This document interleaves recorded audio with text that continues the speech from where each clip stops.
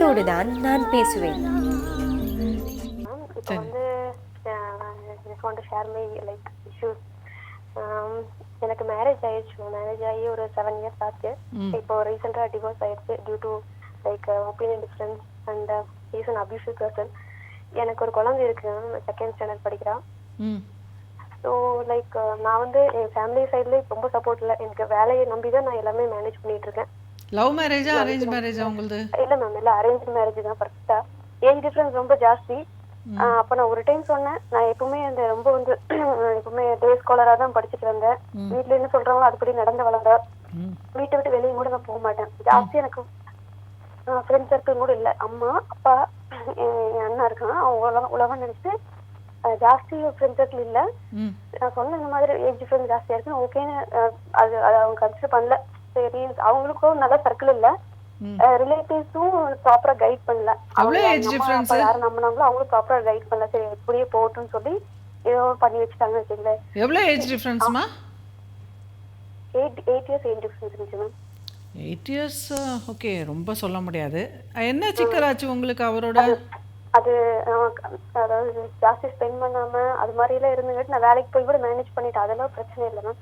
அதுக்கப்புறம் அவங்க character wise abusive அப்படின்லாம் தெரிஞ்சு வாழ முடியாத மாதிரி ஆயிடுச்சு. அதுல இருந்து வெளியே வந்தாச்சு மேம். இப்போ நீங்க தான் டைவர்ஸ் அப்ளை பண்ணீங்களா? அப்ப குழந்தைக்கு வெளியே இங்க வந்து அப்புறம் நான் வேலையை வச்சுதான் மேனேஜ் பண்ணிட்டு இருக்கேன். இப்போதைக்கு பெருசா வந்து சப்போர்ட் இல்லை என் ஃபேமிலி சைட்ல இருந்து எனக்கு. என்னன்னா அண்ணா மேரேஜ் ஆகி அவங்க செட்டில்டு, அப்பா இருந்துட்டாங்க. ஸோ அம்மாவுக்கும் ஜாஸ்தி வந்து எனக்கு சப்போர்ட் பண்ற அளவுக்கு அவங்களுக்கும் ஒரு மென்டாலிட்டி இல்ல. அப்பாவும் இறந்தனால ஸோ அம்மாவும் தனியா தான் இருக்காங்க, ஆனாலும் எனக்கு சப்போர்ட் பண்ற மாதிரி இல்ல. சரி, இப்போ என்னோட சுச்சுவேஷன் வந்து என்னோட வேலை தான். நான் வெளியூர்ல தான் இருக்க வேண்டியது வருது. ஸோ வேலை வச்சு நான் குழந்தை அப்ப அவ ஸ்கூலு, அவளுக்கு நான் ஹோம்ஒர்க்கு மற்ற செக்ஷன் நான் சமையல் செஞ்சு அவளுக்கு ஸ்கூலுக்கு வந்து நான் ஆஃபீஸ் போயிட்டு வந்து செஞ்சு மறுபடியும் நைட்டு வந்து செஞ்சு அவங்க செஞ்சு எல்லாம் சாப்பிட்டு ஹோம்ஒர்க் செஞ்சு என்னோட ஷெட்யூல் இப்படியே போயிட்டு இருக்கு. ஸோ இன்னைக்கே வந்து எனக்குன்னு ஒரு லைஃப் அப்படின்னு நான் யோசிக்கலாமா அப்படிங்கிறதான் இருக்கு. என் வீட்டுல சொல்றாங்க நீ வேற பண்ணிக்கோ அப்படி இப்படின்ட்டு. நான் போய் இப்போ நான் வந்து கல்யாணமே ஆகாம ஃப்ரெஷ்ஷா ஒருத்தவங்களை போய் நாம வந்து அப்ரோச் பண்ணா ஓகே. மேரேஜ் இப்போ குழந்தை இருக்குது. ஸோ நான் முன்னாடி காலர்ஸ் எல்லாம் பேசும்போது கேட்டிருக்கேன், செகண்ட் மேரேஜும் இந்த மாதிரி ப்ராப்ளம் ஆகி அவங்க கொஸ்டின் தான் கேட்கறாங்க உங்ககிட்ட. இல்லைம்மா, சாரி ஃபார் இன்டர்ஃபியரிங். வந்து உங்கள் ஏஜ் என்ன? எனக்கு 32 ஆச்சு. நீங்கள் வந்து ஃபஸ்ட்டு ஒன்று புரிஞ்சுக்குங்க, இந்த நிகழ்ச்சியில் வர்றது வந்து 1 2 தான். பட் உலகம் வந்து கோடிக்கணக்கான மக்களை கொண்ட உலகம். லட்சக்கணக்கான பேர் வெளியில் வந்து ரீமேரேஜ் பண்ணி ஹாப்பியாக இருக்காங்க. இந்த நிகழ்ச்சியில் பார்க்குறதெல்லாம் வந்து 1,00,000 1 10,000 1 அப்படி, சரிங்களா? ஸோ அதை வச்சுட்டு முடிவுக்கு வந்துடக்கூடாது ரீமேரேஜ் பண்ணுறவங்களுக்கெல்லாம் பிரச்சனை இருக்குதுன்னு சொல்லிட்டு, சரியா? அடுத்தது ரீமேரேஜ் 100% பண்ணலாம். நீங்கள் 100% பண்ணலாம். புரியுதா உங்களுக்கு? So you are qualified.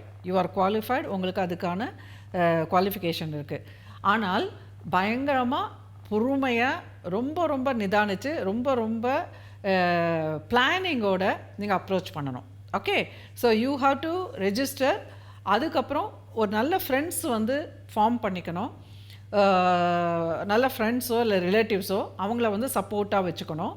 அந்த போர்ட்டலில் மேட்ரிமோனி சைட்டில் நிறைய 80% வந்து ஃப்ராடு தான்.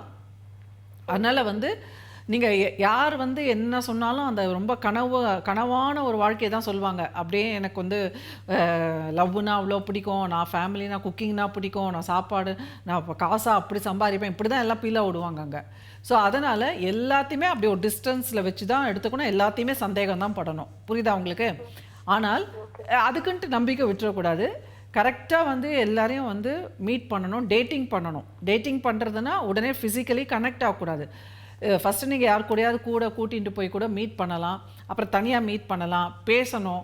அதுக்கப்புறம் வாழ்க்கையில் உங்களோட இலக்கு என்ன, உங்களுடைய கனவுகள் என்ன, நீங்கள் என்ன படிச்சிருக்கேன், என்ன மாதிரி ரூட்டில் போகிறாங்க, அவங்க பேஷனோடு போகிறாங்களா, அச்சீவ் பண்ணக்கூடிய திறமை இருக்கா, அடுத்தது குழந்தைய வந்து அவங்க எப்படி ஹேண்டில் பண்ணுவாங்க, ஒரு குடும்பம்னா அவங்களோட கான்செப்ட் என்ன, அவங்களோட புரிதல் என்ன. ஸோ இந்த மாதிரி நிறைய விஷயங்கள். நீங்கள் இன்ட்ரோவர்ட்டாக இருக்கீங்க அப்படின்னாக்கா அப்போ முக்கால்வாசி அவரும் இன்ட்ரோவர்ட்டாக இருந்தாக்கா நல்லா மேட்ச் ஆகும். சப்போஸ் அவங்க எக்ஸ்ட்ரோவர்ட்டாக இருந்தாக்கா உங்களுக்கு வந்து அது ஒரு பாதுகாப்பின்மையை கொடுத்ததுன்னா அப்போ அந்த மாதிரி ஆட்கள் நீங்கள் தவிர்க்கணும். ஏன்னா ரொம்ப எக்ஸ்ட்ரோவர்ட்ஸ் வந்து ரொம்ப ஒரு ஹிஸ்டரிக்கலாக சில பேர் பிஹேவ் பண்ணுவாங்க. அது உடனே உங்களுக்கு சந்தேகம் கிளப்புது அப்படின்னா ஏன்னா உங்கள் ப்ரீவியஸ் மேரேஜில் அந்த மாதிரி நடந்திருக்கிறதுனால ஒரு சமயம் அது வந்து உங்களுக்கு திருப்பி திருப்பி ஈர்க்கப்படலாம். ஏன்னா இன்ட்ரோவர்ட்ஸ் வந்து முக்கால்வாசி எக்ஸ்ட்ரோவர்ட்ஸ் கிட்ட ஈர்க்கப்படுவாங்க, ஆனால் அவங்கள அக்செப்ட் பண்ணிக்க மாட்டாங்க. ஸோ அதனால் நீங்கள் வந்து இன்னொரு கவுன்சிலிங் எடுத்துக்கிறது நல்லது. ஸோ உங்களோட மேரேஜில் வந்து நீங்கள் என்ன காரணத்துக்காக டிவோர்ஸ் பண்ணீங்கன்றது ரொம்ப முக்கியமான ஒரு விஷயம். சப்போஸ் உங்களோட பர்சனாலிட்டி டெஃபிசிட், உங்கள் பர்சனாலிட்டி ப்ராப்ளம், அந்த இன்டர்பர்சனல் டைனமிக்ஸ் அதனால் வந்து நிறைய விஷயங்கள் தப்பாக போயிருந்ததுன்னா அப்போ அதே பாசிபிலிட்டி திருப்பி அந்த பேட்டர்ன் ரிப்பீட் ஆகிறதுக்கு இருக்குது வாய்ப்பு. ஸோ அதனால் நீங்கள் அதை கொஞ்சம் நல்லா கவனிச்சுக்கணும். அதை கவனிச்சுட்டு எது உங்களுக்கு ஒவ்வாமையாக இருந்தது, எந்த பர்சனாலிட்டி உங்களுக்கு ஒவ்வாமையாக இருக்குது, எந்த மாதிரிலாம் இருந்தாக்கா உங்களால் ஒர்க் அவுட் பண்ண முடியல அப்படிங்கிறதெல்லாம் நீங்கள் தெளிவாக இருந்துருந்தீங்கன்னா அப்போ வந்து கரெக்டாக ஒரு பார்ட்னரை நீங்கள் கண்டுபிடிக்கலாம். ஸோ கரெக்டாக ஒரு பார்ட்னரை கண்டுபிடிச்சி நீங்கள் வந்து டெஃபினட்டாக உங்களுக்குன்னு ஒரு ஃபேமிலி லைஃப் அமைச்சுக்கணுமா, சரியா? ஆமாம். ஆனால் அதுக்கு அவஸ்தைப்படக்கூடாது, அவசரப்படக்கூடாது, உடனே இப்படி நடந்துடணும்லாம் இது பண்ணக்கூடாது. Okay, life is to enjoy, ஜாலியாக என்ஜாய் பண்ணணும். உங்களுக்கு ஒரு கம்பேனியன்ஷிப் வேணும், நல்லா பேசலாம், அதுக்கெல்லாம் குற்ற உணர்வு வச்சுக்க வேண்டாம். ஆனால் பவுண்ட்ரிஸ் வந்து கிளியராக இருக்கணும். சும்மா இந்த செக்ஸியாக ஃபோட்டோஸ் அனுப்புறது, சும்மா செக்ஸி டாக்ஸ் பண்ணுறது, உடனே செக்ஸ் பண்ணுறது அப்படின்ற மாதிரிலாம் வந்து பெண்கள் வந்து ரொம்ப பலவீனமாக இருக்கக்கூடாது. ஸோ அதனால் நீங்கள் அதெல்லாம் தெளிவாக இருக்கணும், கான்ஃபிடெண்ட்டாக இருக்கணும். நோன்னா தைரியமாக நோ சொல்லணும். ஸோ மற்றவங்களுக்காக நம்ம ப்ளீஸ் பண்ணுறதுக்கு நம்ம என்டர்டெய்னர்ஸ் கிடையாது, அதை பெண்கள் நல்லா புரிஞ்சுக்கணும். All the best to you.